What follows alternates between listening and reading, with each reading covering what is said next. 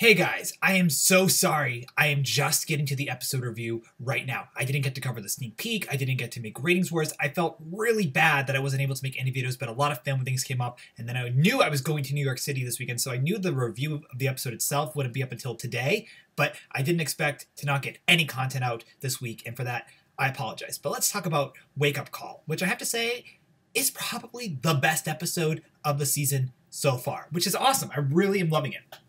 Now, the last 5 episodes were essentially wrapping up old storylines and lightly starting new ones. But in this episode, what's going on with Season 7, it went in full drive. So I love the fact that the plot is actually moving. There's no more loose ends beyond flashbacks. No more character loose ends, I should say. Lana Parrilla was running the episode. I love that. I think she's the best actress on the show out of every character, essentially minus Robert Carlyle. She's truly the best. And it was great to see her in charge, in the lead, and I love her, really being different between Ronnie and Regina. It's actually very distinctive because Ronnie, the second she thought that Victoria altered that photo, she went to get a bat. Like, Regina herself wouldn't get a bat. Though, speaking of Regina, the visual effects, like when her fireball came up, I thought, wow, the budget got ridiculously cut because it looks worse. In seasons 4 and 5 and even 6, the fire actually looked like it was real fire. Here it looked very CGI. In the flashback, I really liked that Regina took a liking to Drizella. Though when Drizella was saying she was born with magic, I thought, that's a little odd, but I guess, they need to have her have magic in some capacity. They need someone to cast a curse. Though a lot of us are thinking that Lady Tremaine or Drizella or someone else was working with another magical being to make them cast a curse instead of them, but just have the curse be weaved to the mortal's design or the non-magic person's design, because I think every character on the show, even with magic minus Rumpelstiltskin, is a mortal. But, Regina was bonding with Drizella. So I thought that was really cool. I liked how she was teaching her magic. Adelaide Kane is a fantastic, fantastic actress. I love her. And I'm actually kind of concerned with her only being guest starring and not promoting to starring, and what that means for her her role in the future of the show. Because if she's only guest starring, does that mean she's going to die? Who knows? I mean, Zelina, way back in Season 3, she was guest starring for only, 10 or so episodes, and then she died, and then we didn't see her until Season 4, and her introduction felt kind of random. Then she was promoted to starring way back in, and then in Season 5, but I do wonder, does her guest starring status mean where her character's going to go? Is her character going to die? And I really hope she doesn't, because I think she's so fantastic, and I think she played off of Lana Parrilla really well. There was much more chemistry with Lana Parrilla and Adelaide Kane than there was with Danya Ramirez and Lana Parrilla, though I think Danya and Lana are very good friends, at least from their Instagram post. So, in their training, it really seemed that Regina really cared about Drizella, and I love that. She essentially needed a new protege. Henry is kind of on his own. He's grown up. He has love. He has his family, but, he doesn't need his mom hovering over him all the time. So Drizella's kind of broken, and Regina is, I don't want to call Drizella her project, but she was helping Drizella.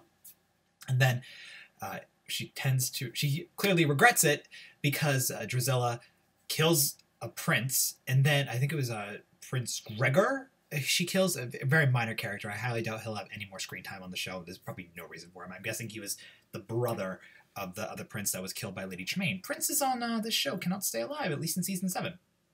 So Drizella kills that prince, so that way her heart turns black, so Lady Tremaine can't pull it out. I can't imagine why Lady Tremaine would think Drizella would be the one to use to resurrect Anastasia, because they said that they need a heart full of belief, and Drizella, at least when she was talking to Regina, doesn't seem to have a lot of belief prior to, having her heart turn black. So I wonder, why it would be Drizella, because she seemed pretty broken and kind of defeated. So now Lady Tremaine is shocked that Drizella, can't be used as a sacrifice, and then Drizella poofs away. And I really did love the whole interaction with Drizella talking to Regina, and then Regina gave away how to break a curse by saying heroes can always break it, and then she's like, I guess I'll fix it. And then the one thing about that scene that I really would have preferred is if Lady Tremaine and Regina had the opportunity to talk. That would have been really interesting, because they really haven't had too much interaction minus the first episode, and the season was hyped up that Victoria Belfry and Ronnie were supposed to kind of be butting heads, and that really hasn't happened since episode 1. Anyway, I do think the writers are forcing Henry and Jacinda on us very heavily, and I don't like it at all. I just don't think Danya Ramirez is a strong actress. I don't see the chemistry between Henry and Cinderella or Henry and Jacinda. It's not there. In fact, there's much more chemistry between Hook and Sabine or Henry and Ivy. I actually have a funny thing to say about that. Every scene that Ivy or Drizella was in, there's always flowers involved with it. So I do wonder if the writers are DC comic fans and they want to have her be subtly Poison Ivy. In the present day, it's really Regina trying to figure out, or Ronnie, I should say, who she is because of that photo. Then Ivy wakes her up at the end of the episode. It was funny that there was that one scene where Victoria was chilling on her couch. She had a migraine, and Ivy takes those flowers, and it was the flowers from the first episode. It's Cinderella's favorite flower, and they were causing her to have the headache. I thought that was kind of funny. And then, Ivy takes those flowers to the witch, and I do wonder what this witch is up to and how she fits into the plot. Maybe Ivy goes to her after, she left Regina, and the witch teaches her how to alter and or create the dark curse. But then, Regina wakes up towards the end of the episode because of a potion that the witch and Ivy made. Clearly Ivy needs a little bit more training because she doesn't know how to make the potion herself.